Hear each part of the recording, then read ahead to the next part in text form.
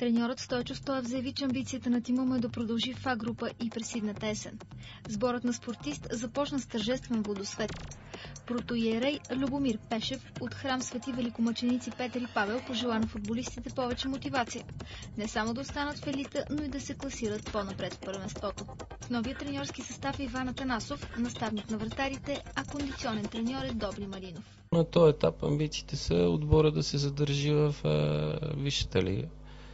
Това е на дневен план. Надявам се така, с помощта на колеги, на ръководство и най-вече на футболистите да се умееме така да се представяме по-добре и да останем в Висшата лига. Четвъртък заминаваме на 14-ти на лагер в Правец.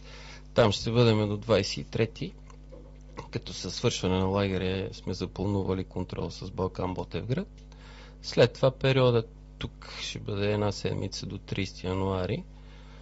Пак има 2 планувани контроли с отборите на Академик Локомотив Мездра и на 31 януари заминаваме на двуседмичен лагер в Анталия.